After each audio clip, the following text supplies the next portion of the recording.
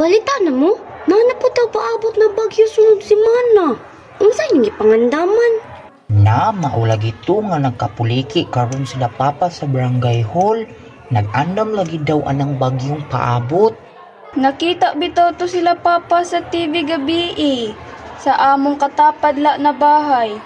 Kusog daw to nga bagyo. Si bagyong Shemenet daw. Panahon namang good sa La Nina. Mao po natong gitawag nga tag-ulan sa Filipino. Uy, hali na, klase na. Mag-lesson daw si Ma'am karon kung unsa ang baha-baha. Gani, ako po gi-observeran gahapon ang mga gikabusihan sa mga kauban ni Papa sa barangay hall. Kay ingon ni Papa na mao daw tula mga kinahanglan sa paabot na bagyo. Good morning, class! Kahibaw naman taano nga gasugod na ang sigig ulan. May paabot na punta nga bagyo ingon ni Pag-asa. Bagyong Shemenet daw ang ngalan. Tungod ani na balita, walay mahitabo na klase next week. Hala yes, way klase. Unta di kayo makabilin og kadaot ang bagyo uy. Unsa di ay ka kusog? Na, kusog daw anak si Papa. Mao gani gahikay ang mga taga-barangay hall karon para sa pang-rescue. Hoy, at least way klase. Yehey! Children, dili tungod kay walay klase, dapat mo malipay. Si Alice man gud to, ma'am. Mao na ha. Shh! Sanglit angay ra gyud ninyong mabala ng mga angay buhaton sa wala pa sa panahon na mahitabo na og ang pagkahuman na sa bagyo. Ilabi na ang dala ni ini nakatalagman diin gitawag kini nato na pagbaha. Disaster mitigation measures. So class, una ta magsugod, mangutana ko ninyo. Mga bata, wala ba mo matingala kung ano na ay mga ngalan ng klase-klaseng bagyo na manulod sa Pilipinas? Tungod kini kang Clement Raj. Siya usa ka meteorologist gikan Australia nga nagsugod pagngalan sa mga bagyo ug ngalan sa mga politiko nga wa niya nauyunan aron dali ra niya paglarawan kung unsa kadakong kasakit ug makadaot ang kalamidad na dala sa bagyo. Apan dili lang kini mao ang hinungdan nganong may mga ngalan ang bagyo. Ang maong rason niini mga bata kay ang dali na pag-ila og para may kaalam ang publiko sa bagyo. Aron dili magkalibog ang magkandilaing-laing lugar kung daghan ang bagyo na mahitabo. Aw! Mao dito ma'am nga ang bagyo na niigo sa Mindanao. Tung naon nga buwan ba? Kay kapangalan man gud sa akong parente nga kapitan sa Pikas Barangay. Kurakot baya to siya daw. Si Kinsa, ang Australian nga meteorologist, ang unang naggamit og mga ngalan aron ilarawan ang mga bagyo ug uban pang sistema sa panahon. Si Kinsa, ang Australian nga meteorologist, ang unang naggamit og mga ngalan aron ilarawan ang mga bagyo ug uban pang sistema sa panahon. Si Clement Raj. Aw! Mao dito ma'am nga ang bagyo na niigo sa Mindanao. Tung naon nga buwan ba? Kay kapangalan man gud sa akong parente nga kapitan sa Pikas Barangay.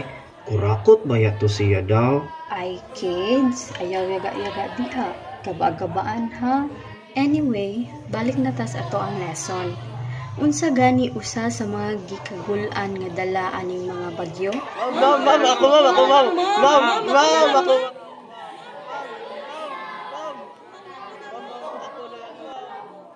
Sige daw, dungan daw mag-answer kung kaibaw na mo sa akong buot pasabot. Baha, teacher! Very good! Oo, mga baha. Mga kay daghan kini klase na mga baha. Mga klase sa baha ug mga peligro nga dala niini. Ang mga kalamidad pareha sa bagyo kay may mga nag-atang na peligrong kusog makaguba sa atong komunidad. Sana ni ana ang baha.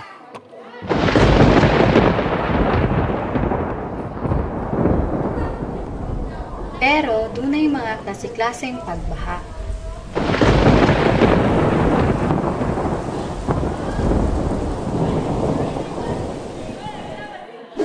Kini ang river flood or ang giingong baha na magikan sa suba. Kalit na pagbaha na mosulod sa mga building. Kini ang klase sa baha nga delikado sa mga syudad. Diin ang mga drainage or mga kanal kay dili maayo ang agian sa tubig. Mauni ang klase sa baha nga ang tubig magikan sa atong kadagatan. Tubig baha nagikan ang tubig sa ilawom sa kayutaan. Ug kini ang klase sa baha nga dugay muna og ang level sa tubig ug mauga ang pagbaha sa usa ka lugar. Now children, sa atong lugar, ang pagbaha tungod kini sa sapa ug sa atong kadagatan or ang gitawag nato nga Unsa man ang klase sa pagbaha nga ang hinungdan kay ang pag-agi ug ang pag-apaw sa tubig gikan sa sapa, ilabi na pag adunay bagyo o ang kusog nga uwan. Unsa man ang klase sa pagbaha nga ang hinungdan kay ang pag-agi ug ang pag-apaw sa tubig gikan sa sapa, ilabi na pag adunay bagyo o ang kusog nga uwan. Kini ang baha sa sapa. Mga klase sa pagpugong sa dalang peligro sa baha. daghan man ang mga klase sa intervention or ang mga pagpugong na pamaagi ang gobyerno niining mga pagbaha class. Usa sa klasifikasyon para ani kay ang mga gitawag nato na pagpugong nga structural and non-structural interventions. Ang mga structural interventions ang gasto og nanginahanglan og tuig para makumpleto ug magamitan sa publiko ang kapasidad niini nga pamaagi. Kini na mga infrastrukturang pangpugong kay mga gitawag na gray, blue o green infrastructure interventions. Ang non-structural interventions ang pangpugong na labot ang pagbag-o sa mga polisiya o sistema sa mga establishmento o mga institusyon alang sa pagprotektar sa mga peligrong dala sa mga pagbaha. Ang mga appeal sa structural interventions ilabi na sa gray type kay ang mga makita nato sa atong palibot. Parehas ana ang kanal ug seawall. Ang duha pa nga klase sa pamaagi sa pagpugong na infrastruktura kay ang gitawag nato na nature-based solutions or ang mga pamaagi sa pagpugong gamit ang atong natural nga palibot. Oy, recess break sa ta class. Balik ta sa atong discussion human sa recess ha. Way magkating class.